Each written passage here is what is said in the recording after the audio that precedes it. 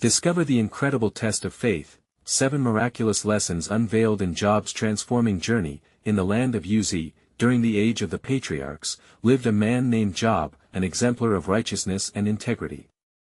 His heart was pure, turning away from evil, and he was blessed abundantly by the Lord. Wealth, a loving wife, and 10 beautiful children surrounded him. His household overflowed with joy and laughter, and he was esteemed far and wide as a man who feared God deeply. Yet, within the heavenly court, the atmosphere grew tense as the accuser known as Satan sought to challenge the faithfulness of mankind. Have you not built a hedge around him? He taunted before the Lord, arguing that Job's devotion was merely a reflection of his prosperity.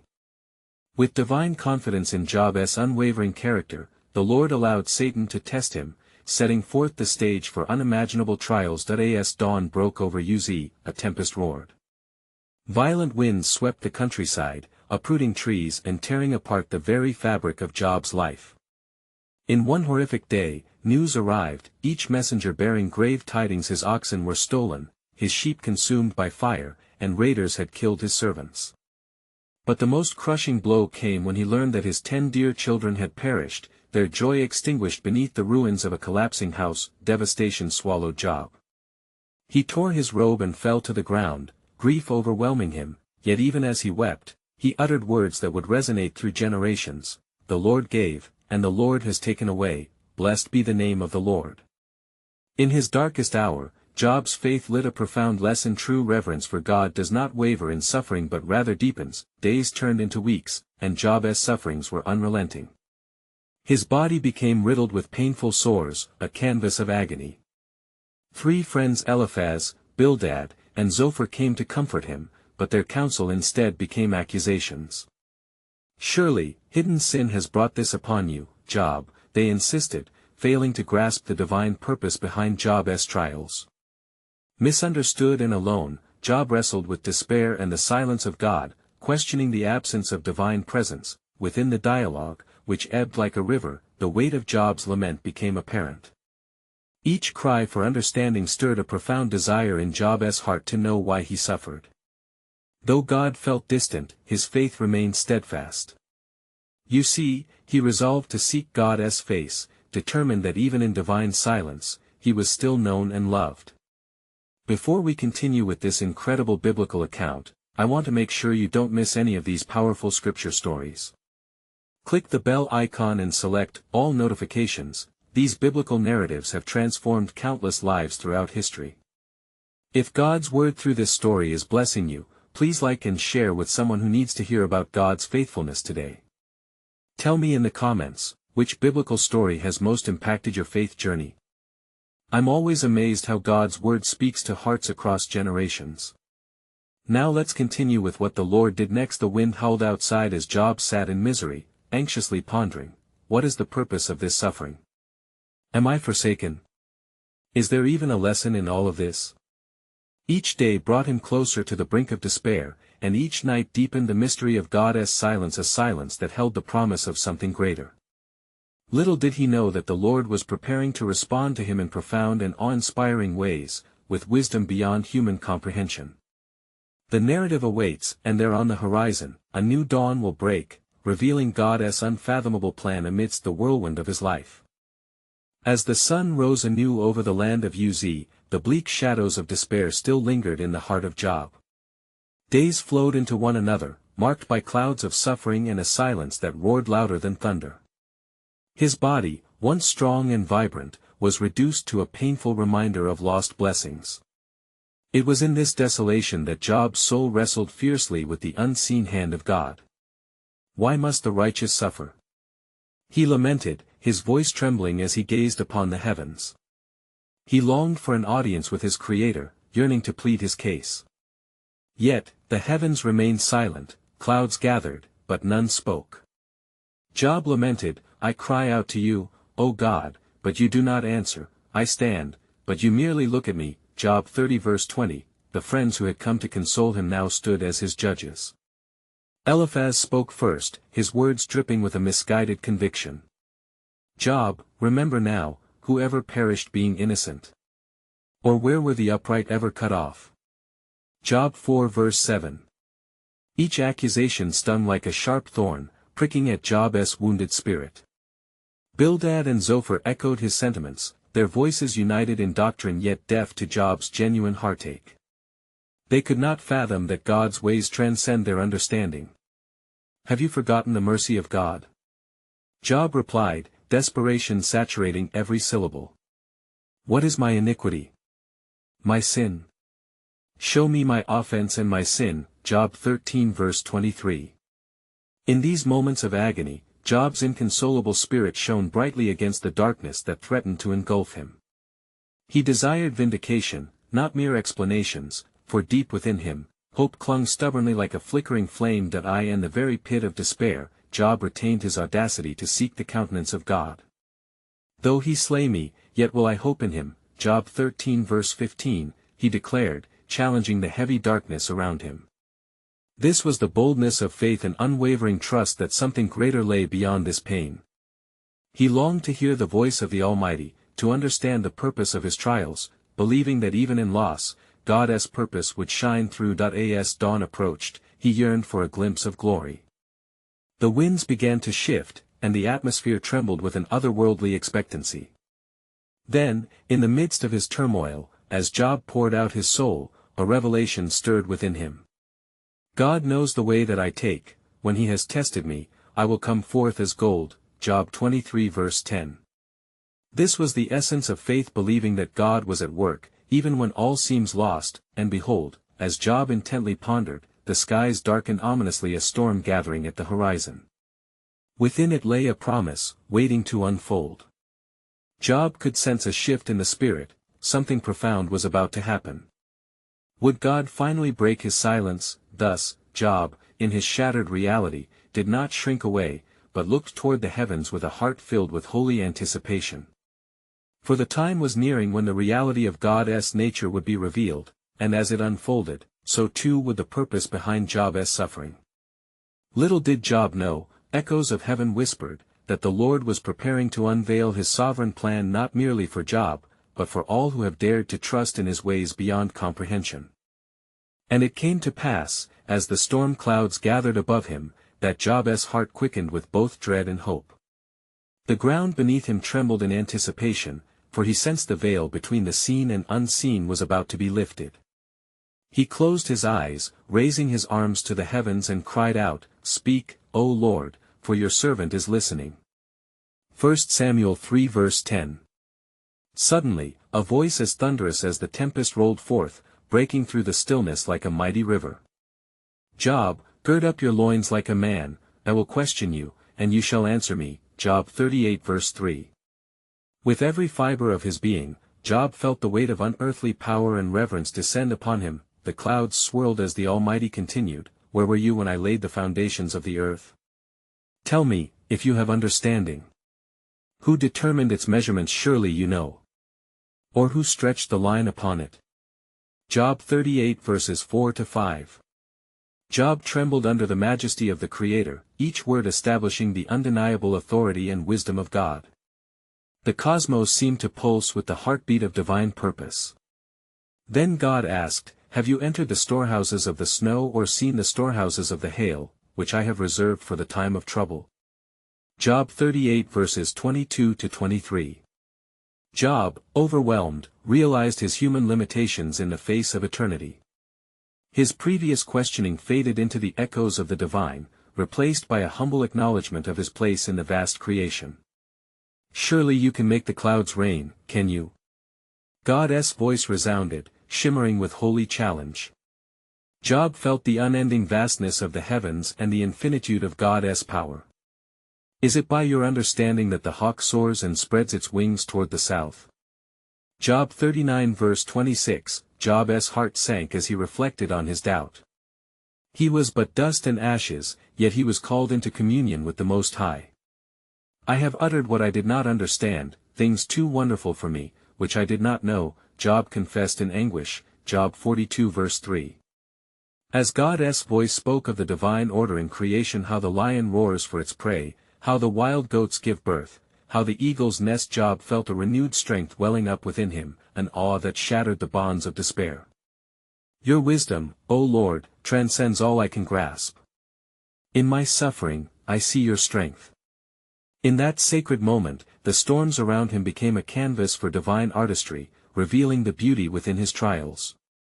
Job realized that the suffering he had endured was not without purpose, it was a refinement, a divine orchestration of love and grace. And as the tempest began to settle, a whisper reached his heart, a promise woven into the very fabric of creation.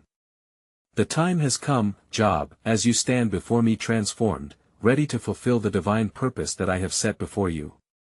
Job, restored in spirit, began to understand that beyond the trials lay a higher calling, the reclamation of all that had been lost, and a profound witnessing to all generations of God's eternal faithfulness. As clouds parted, light illuminated his face, revealing a truth that would echo through the ages. Little did Job know that this was merely the beginning of a greater plan, where his testimony would resonate throughout time, a beacon of faith for all who suffer, a precursor to the hope found beyond the grave. And it came to pass, as the voice of the Almighty reverberated through the stillness, that Job's heart was ignited with a newfound understanding. The storm had calmed, yet the gravity of God's words lingered like a sacred echo within his spirit. In his humility, Job felt compelled to reply, proclaiming with reverence, "Indeed, I have heard of you by the hearing of the ear, but now my eye sees you. Therefore I despise myself and repent in dust and ashes." Job 42 verses 5-6. From the heavens, God's presence shone brighter than the midday sun, casting light upon Job, who knelt before his Creator, a man transformed by the revelation of divine majesty. "You have spoken well, Job," came the reply, "and you have returned to your place of humility. Know that I have plans that far exceed your suffering, plans to prosper and not to harm you, plans to give you hope and a future." Jeremiah 29 verse 11. With every fiber of Job's being, he embraced this promise, feeling the power of divine grace wash over him. As he sought to comprehend the narrow path that lay ahead, the winds of heaven began to lead him to a deeper revelation. "You shall intercede for your friends," God continued, "for I will not deal with them according to their folly. They shall bring an offering in due time, and I will accept you." Job 42 verse 8. Job's heart swelled with a heavy weight, not the burden of condemnation, but the responsibility of stewardship. His trials were now his testimony, a beacon for others who walked the valleys of despair. My suffering has purpose, he realized, and through my pain, others shall find healing. And yet, a divine whisper stirred within him, beckoning him to witness the shores of his own soul's journey from ashes to restoration, from despair to hope. As days turned to weeks, Job began to see the fruits of his renewed faith.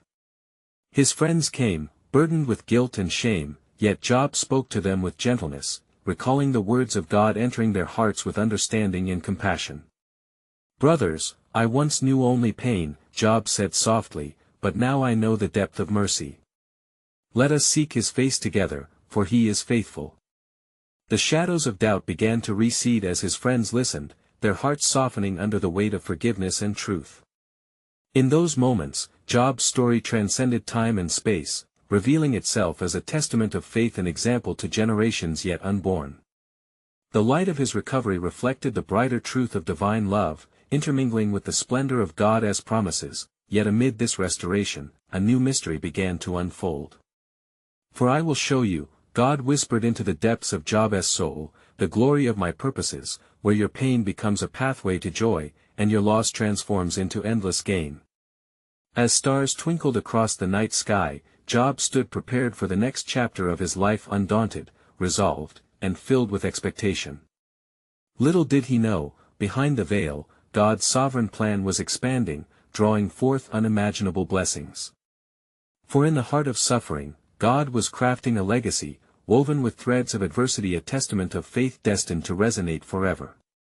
"And in these trials, ye shall discover the depth of my love for you," God promised, "for what is unseen is greater than all that is seen."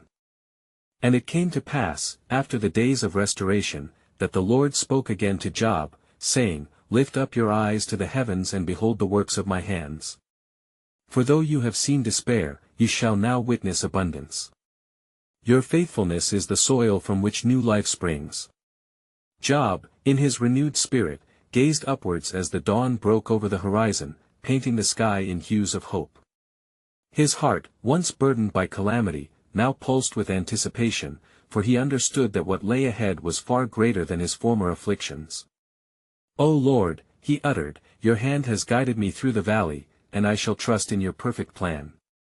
As the sun rose, Job sought not only to serve his Creator but to find joy in the restoration of his family. His daughters were restored, their laughter echoing through the halls of his home like music unto the Lord. He beheld the beauty of their smiles, and with tears of gratitude, he offered a sacrifice of praise, thanking God for his unwavering mercy. In the village, whispers of Job's transformation spread far beyond the whispers of despair that had once cloaked him. The townspeople, who had witnessed his suffering, began gathering around him, eager to hear of the goodness that had followed his trials. "Come and see what the Lord has done," he proclaimed. "For I have seen the hand of God amidst the ashes." Among the crowd, his three friends approached, trembling with a mixture of fear and reverence. They were humbled by the magnitude of Job's testimony, the light of God's glory shining forth through scars that once told the tale of suffering.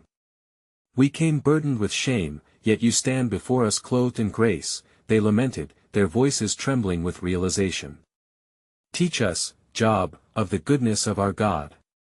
With a heart full of compassion, Job welcomed them. "Let us not dwell on the past," he urged, "but rather let us seek the Lord and understand his ways, for his wisdom surpasses our understanding. He has taught me that in every trial lies a lesson, and from every wound, healing springs." As they spent time in prayer, the heavens seemed to bear witness, and an atmosphere of divine presence enveloped them. Together, they interceded for one another, and Job, filled with the Spirit, prayed over his friends. "Lord, forgive us for our folly. Grant us eyes to see beyond our limitations, that we may know the depth of your love."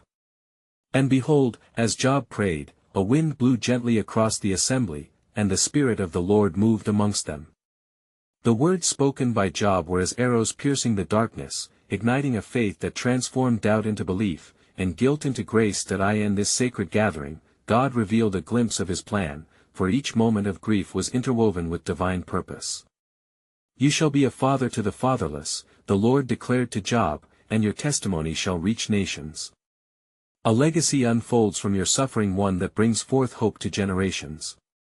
As Job looked upon his friends, he felt the weight of divine calling resting upon him. The understanding dawned within his spirit, "This is but the beginning. From my anguish shall arise a story of redemption that no one shall ever forget." And so it began, the great unfolding of God's sovereignty, wherein suffering bore the seeds of joy, and darkness was transformed into light. For the Lord had spoken, and Job knew with certainty that what lay ahead was not just for him, but for many who would walk the earth seeking hope. Little did they realize, the narrative was but starting, for the heavens had greater declarations to weave in Job's journey, an unfolding story where faith would conquer all despair, revealing God's infinite love and unchanging purpose. For in the heart of every trial, the master craftsman was busy preparing for a divine harvest where each tear sowed in sorrow was destined to flourish into an abundant joy yet unseen. And it came to pass that the days unfolded in joy, as Job welcomed both his family and friends into his home, reveling in the blessings that flowed like a refreshing river from the hands of the Almighty. The townspeople gathered daily, each seeking to glean from the wellspring of wisdom that had emerged from the trials Job had endured. "Tell us more, Job," they implored, their faces alight with the flicker of hope ignited by his words. "Share with us the wonders of your God." With every gathering, Job recounted the mercies of the Lord. "Indeed, many times did I cry out in my anguish, 'Why, O Lord?' But in the quiet of my despair, there came answers that I did not expect. For his ways are higher than our ways, his thoughts beyond our grasp," he declared, pointing skyward, "and he had not forgotten me, nor my plight." As his voice resonated through the assembly, healing rippled within their hearts. Whispers of faith spread among the people, awakening a desire in them to seek a more profound understanding of the Lord, whom Job had praised so passionately. In the stillness of the night, when the stars twinkled overhead like diamonds scattered across a velvet canvas, Job often retired to pray with a fervor born from gratitude. His supplications were not only for himself but for all those who bore burdens. "Lord, grant them the strength to persevere, as you have granted me," he beseeched, the weight of intercession heavy upon his heart. One day, as Job lifted his hands in worship, a stranger appeared at the edge of town, weary and worn, his garments tattered as if he had journeyed for many days. Yet in his eyes, there shone a determination that captivated Job's attention. The man approached, his voice barely a whisper, "I have heard of your story, O Job, and I am in need of hope." Job's heart leapt, for this was a divine moment orchestrated by the Lord. "Come, brother, share your troubles with me," he urged, inviting him to sit among the circle of his gathered friends. As the man spoke of his trials, Job felt within him a stirring. Here was another opportunity for God's light to shine through, another soul yearning for the balm only Christ could provide. "You know not the glory that may come from your suffering," Job said gently. "For it is through our trials that the Lord reveals his faithfulness, and in our weakness, his strength is made perfect." The man's eyes widened at these profound truths, and Job continued, "Look around you, you are not alone in this wilderness. For God is with us, and our sorrows shall not be wasted but transformed into testimonies of his glory." Meanwhile, the townspeople, drawn by the stirrings of the Spirit, began to gather closely, listening intently. They understood that the tragedy that had befallen Job had not been in vain. Each affliction reached beyond the personal, echoing through time, calling generations into a dance of divine fulfillment, and then the stranger asked, "Is it truly possible that what I bear can turn to beauty?" "Indeed," Job proclaimed, rising to his feet. "Even the darkest nights are witnesses to the dawn. Just as the Lord restored me, he will yet restore you. Have faith, for in your surrender lies your strength." As Job spoke, the air shimmered with the presence of God, and the hearts of many were renewed in faith. The townspeople surged forward, eager to embrace the hope that stood before them. And as Job watched this glorious transformation among his people, he marveled at the intricate tapestry God was weaving. What the enemy meant for evil, the Lord meant for good, Genesis 50 verse 20, and he sensed that this was merely the prologue in the tale God had yet to unveil. Little did they know, a greater trial awaited, one that would test the very foundation of their renewed faith, drawing them closer to the heart of God's sovereign plan. For in every season, God was preparing a grand narrative, one where his might would be displayed in ways beyond their imagination, revealing a truth as profound as the heavens themselves. And it came to pass that as the days of rejoicing continued, a whisper traveled throughout the land, carried upon the winds of providence. It was a murmur that reached the ears of Job's friends, men of renown who had once come to grieve but now returned to celebrate.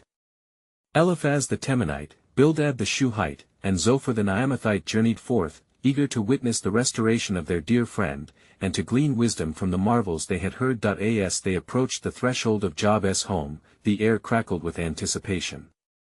The townspeople, gathered in joyous throngs, welcomed them with open arms. "Come and see what the Lord has done," they cried, and Job arose to greet his companions, their hearts heavy with the memories of affliction yet buoyed by the reports of God's grace. "Job," Eliphaz spoke, his voice trembling with emotion, "how has the Lord dealt with you? For we have heard tales of your lamentations and now witness your restoration." With eyes that shone like polished gems, Job replied, "Great is the faithfulness of our God. For in the depths of despair, his light pierced through the shadows. He drew near to me and whispered hope into my heart, teaching me that the trials we endure are but a step toward deeper understanding." Bildad, with brows furrowed in contemplation, spoke up, "But tell us, dear friend, did you not wonder at your suffering? Were there not times when your faith wavered?" Job paused, memories of heartache flooding his spirit like rushing waters. "Though the tempest raged, I labored to remain steadfast," he confessed. "I remembered the words of the Lord, the righteous may have many troubles, but the Lord delivers them from them all." Psalm 34 verse 19. "In my anguish, I learned that even in silence, God is at work, crafting a masterpiece from the ashes of despair." Then Zophar, the brash one among them, leaned closer, "And what of those who have suffered with you? Are they not filled with questions as well?" "Indeed," Job responded, his voice steady, but here lies the beauty of God's plan. It is not in my isolation that we find strength, but in the community He has given us. Each soul who suffers unwittingly beckons others to the cross, where we find unity in our trials, as the Apostle Paul writes, "For just as we share abundantly in the sufferings of Christ, so also our comfort abounds through Christ." 2 Corinthians 1 verse 5. As Job spoke, a hush fell upon the gathering, their hearts wrapped in awe, absorbing the profound revelations flowing from his lips. For they recognized that the testimony of one could propel many toward the throne of grace, yet even as they rejoiced, a cloud gathered upon the horizon, casting shadows on their spirits. Job felt a tremor in his soul, as if the earth beneath them quaked with the announcement of something greater yet to come. The Lord was preparing another test, a crucible through which their faith would be refined, and as the sun dipped below the horizon, painting the sky with hues of crimson and gold, Job lifted his gaze heavenward, sensing the weight of divine purpose. "Beloved friends," he declared, "what is unseen is often far more glorious than what we can perceive. For it is in the forthcoming trials that His might shall reveal itself, and our faith shall be ignited anew." Thus, Job and the gathered friends stood on the precipice of a divine mystery, their hearts awakened to the truth of God's unfathomable plan. Little did they know, a call to courage was being sounded, and soon, through the trials ahead, the tapestry of faith would unfold in ways that no eye had seen nor ear heard, leading them deeper into the heart of God's sovereign intention. And it came to pass that as the murmurs of hope filled the air, the Lord spoke yet again to Job, calling him to a place of divine encounter. In the stillness of the twilight, as the stars began to pierce the velvet of night, a soft wind swept across the expanse, stirring Job's spirit. "Job, my beloved servant," the voice of the Lord thundered gently yet powerfully. "Prepare your heart, for I shall bring forth a revelation that will shake the very foundations of your understanding." With reverence, Job fell prostrate on the ground, his heart racing with a mix of fear and wonder. "Speak, O Lord, for your servant is listening," he answered, his voice trembling with anticipation. The earth quaked softly under the weight of God's glory, and the voice resounded once more. "You have walked through the darkness and clung to your faith, but I am about to open your eyes to the mysteries of my purpose. Know this, the trials of the righteous are but the seeds of greater blessings, and through them, my glory shall be revealed." Job raised his eyes to the heavens, and a vision unfolded before him. He beheld a great expanse, where souls in tumult sought the light amidst their afflictions. Each cry bore the imprint of their anguish, yet beyond their pain lay an invitation, the invitation to draw near, to rise from the ashes, and to find strength in shared suffering. "Father," Job called out, "how can such pain bring forth joy? How can suffering serve your divine purpose?" "Be still, Job," the Lord replied, "for I have ordained that through your journey, many shall find their way back to me. Each tear you shed waters the earth of faith, each moment of anguish is a brushstroke on the canvas of hope." As Job listened, he recalled the words of the psalmist, "Weeping may endure for a night, but joy comes in the morning." Psalm 30 verse 5. Then a new understanding dawned upon him, illuminating the depths of his spirit. Even in trials, Job whispered, "I am a vessel of your grace, a testament to your faithfulness." And the Lord continued, "Your suffering is not in vain, it is the very catalyst that will reach broken hearts. I have equipped you, that you may counsel others with the same grace I have given you. For as you have persevered, so shall they. As you have tasted my comfort, you shall offer it abundantly." Job felt a surge of strength fill his being, igniting a fervent resolve within. The shadows that once loomed heavy around him began to dissipate like morning mist under the rising sun. "How wondrous are your ways, O God! How truly good you are, weaving together our pains into a tapestry of grace." Then, as the vision faded, the Lord imparted this final command to Job, "Arise, stand steadfast, for you shall testify of my goodness. Declare to the heavens and to the earth, the Lord is my refuge and strength, an ever-present help in trouble." Psalm 46 verse 1. As the weighty silence fell once more, Job opened his mouth to share all that he had received, his voice echoing with a newfound authority among the gathered friends. "Beloved friends, I bear witness to the truth, our pains serve a purpose far greater than we comprehend. Through our trials, God beckons us to be his instruments, to echo his redemptive love in a world aching for healing. But as their hearts were lifted with the promise of hope, darkness loomed in the distance, with the horizon drawing closer the storm of another test. And there, at the edge of their joy, a whisper escaped the lips of the Lord, "For as I have called you into trials, know that my sovereign plan shall unfold, revealing depths of faith and glory that shall transcend time itself." Thus, the seed of anticipation was planted in their hearts, knowing that what lay ahead would transform not only them but the course of generations yet unborn, beckoning them into the depths of God's mysterious and divine will. And it came to pass that as night embraced the land, Job's heart beat with fervor, for the weight of divine promise settled upon him like a mantle. The air crackled with anticipation as he stood before his friends, his visage reflecting both turmoil and trust. "Friends," Job declared with a voice resolute yet tender, "I have been reminded that our struggles are not mere happenstance, they are the chiseling of the Father's hand upon our hearts, shaping us in his image." His words resonated in the stillness, as the very heavens seemed to lean in to listen. Eliphaz, the Temanite, looked upon Job with a mixture of confusion and concern. "But shall we not question the justice of our afflictions? What, then, is the purpose of our suffering if we know not its end?" Job met his gaze, a spark igniting within. "Ah, my friend, therein lies the mystery of faith. For even in question, we find the heartbeat of hope. The Lord has shown me that our suffering serves to refine us, as gold is tested in the fire. In the flames, we are purged of dross and made pure, thus, our afflictions point us toward a greater good." Then, Bildad, the Shuhite, responded earnestly, "What hope is there if our days are filled with sorrow? Can the heart not grow weary beneath such weight?" "Indeed," Job replied, his voice steady as a rock amidst the tempest.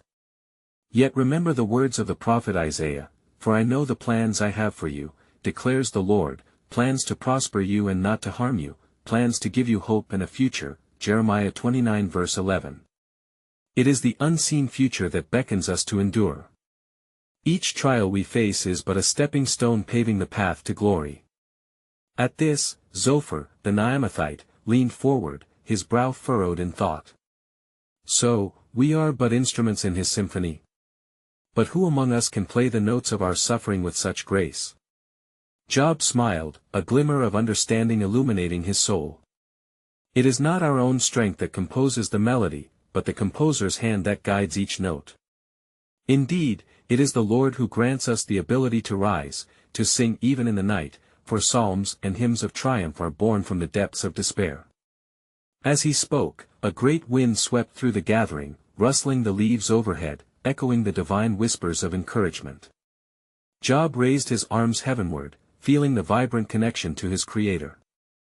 "Beloved friends," he continued, "let us not shrink back from the trials that await us, rather, let us embrace them with open hearts, knowing that through our suffering, he showcases his glory." Suddenly, Job's heart was stirred with the weight of revelation. "But hear this, all of you, within each trial lies a promise that shall unfold deeper than our understanding. The Lord invites us to journey further, into the very heart of his sovereign plan." As darkness began to encroach, the friends felt an electric charge of anticipation, for they sensed they were on the brink of a profound truth yet to be revealed. "Behold," Job whispered, "the whispers of his sovereign purpose tugging at our hearts. Each test will bind us together in faith, forging a legacy of perseverance for the ages to come. So, stand firm, my friends, for the dawn is coming, and with it shall rise the fulfillment of God's divine promise, unveiling wonders yet to be revealed in the tapestry of our faith." In this moment, as the winds howled like distant cries of creation, the full weight of God's sovereign plan hung before them, shrouded in divine mystery, calling them to deeper faith and trust in the journey ahead. In the fullness of time, the Lord, who sits in the heavens, unfolded his plan to Job, whose heart had endured the crucible of suffering. The storms that once raged within him now gave way to the tranquility of divine peace. "Job, my servant," the Lord called, "you have borne witness to trials not for naught. Your faith has become a beacon, a source of hope for the weary and the broken-hearted." As Job stood awash in the radiance of the Almighty's presence, He felt a warmth envelop him, a tangible reminder of God's unwavering love. "You sought me in the darkness, and now I reveal to you the purpose of your journey," said the Lord. "For each tear you shed waters the souls of many. Each moment of anguish is transformed into a testament of my grace." Job, kneeling on the ground, was overwhelmed. "Lord, I am but dust, yet you call me to a higher purpose. How can my story bring forth life?" His voice trembled with reverence and astonishment, the realization dawning upon him that God's plans wove through the very fabric of his existence. "And so it shall be," God proclaimed, his voice like thunder yet tender as a mother's lullaby. "You shall arise and declare my goodness to the nations. Your life, marked by heartache, shall resonate with the song of redemption and hope. Behold, for the end of your trials is but the beginning of my testament." At that moment, Job understood the essence of his suffering. "It is not merely about me," he whispered, the revelation pouring into his spirit. "Every heart that has bled, every soul that has cried out has a place in your story." In the days that followed, Job's heart was set ablaze with purpose. He began to share his experiences openly among the people, recounting the depths of despair he had traversed and the immeasurable grace that had upheld him. Centuries would gather, and his words soaked into the soil of their hearts, nurturing seeds of faith and expectation. "Listen, my brothers and sisters," Job implored with a voice that resonated with fiery passion. "In our moment of greatest need, we must look beyond our circumstances and see the hand of God weaving beauty from ashes. For he is with us in the valley, and he is a strong tower to those who call upon his name." As news of Job's restoration and his powerful testimony spread throughout the land, hearts were encouraged, and souls were revived.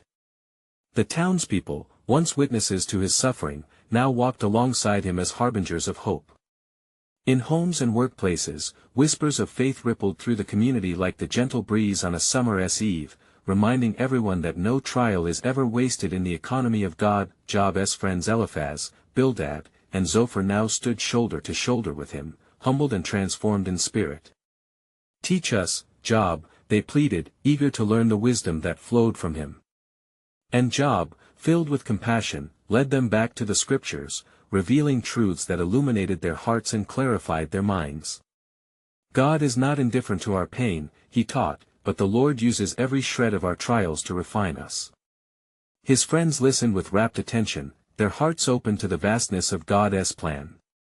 Then, one sacred evening, as the sun dipped low and painted the sky in hues of glory, Job recounted the moment when the Lord had first spoken to him from the whirlwind.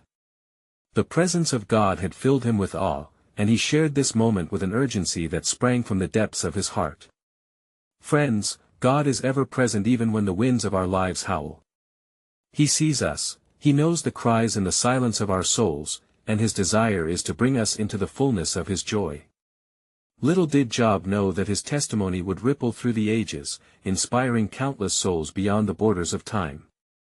In that very moment, his heart brimmed with gratitude, recognizing that the crown of glory was not for him alone but for every heart that would find healing through his words and experience God's redemptive love firsthand. Time went on, and the Lord restored to Job twice as much as he had lost.